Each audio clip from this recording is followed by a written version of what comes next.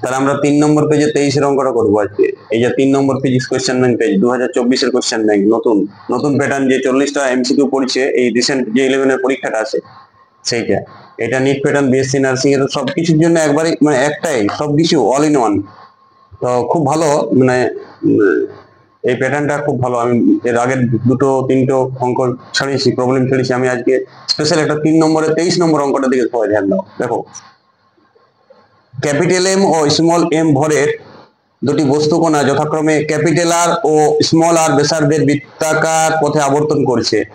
তাদের আবর্তনকাল সমান হলে কৌণিক বেগের অনুপাত কত? এই চারটা অপশন দেওয়া আছে, আর by R, root under R by R, C হচ্ছে small R by capital R, আর ডি হচ্ছে 1।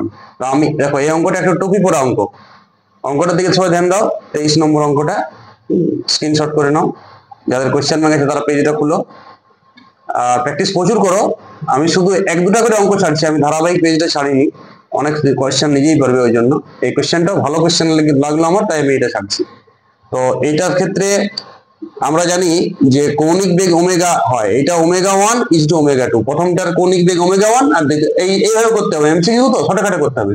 আমরা জানি এইটা 2 pi by n1, n1 means কম্পাঙ্ক, আর এইটা হচ্ছে 2 পাই বাই n2। আমরা জানি শর্টকাট কম্পাঙ্ক বাই কম্পাঙ্ক, আর কম্পাঙ্ক তো পর্যায়কালের ব্যস্তানুপাতিক। তাহলে প্রথমটার ক্ষেত্রে হচ্ছে 2 পাই n এর জায়গায় লিখবো t1, আর দ্বিতীয়টা হচ্ছে নিচে 2 পাই আর t2 টা উপরে চলে যাবে, নিচের উপরে, জটিল ভগ্নাংশ আমরা রাখবো না। t পাই 2 পাই কাটা গেল, ফলে থাকছে কত? t2 বাই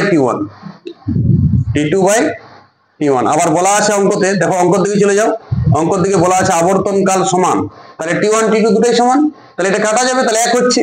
তাহলে ওমেগা 1 বাই ওমেগা 2 এর অনুপাতটা কত হচ্ছে? 1।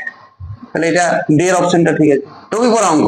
অথচ এম ভর, ছোট এম ভর, ক্যাপিটাল আর স্মল আর, আজে বাজে তথ্য, মানে এই তথ্যগুলো দিয়ে নার্ভাস সৃষ্টি করেছে, এই তথ্যগুলো কাজেই লাগবে না অঙ্কটা। ওকে, চলে আসবো নেক্সট কোন ফিজিক্সের প্রবলেম নিয়ে, ধারাবাহিক ক্লাস আসবে। ওকে।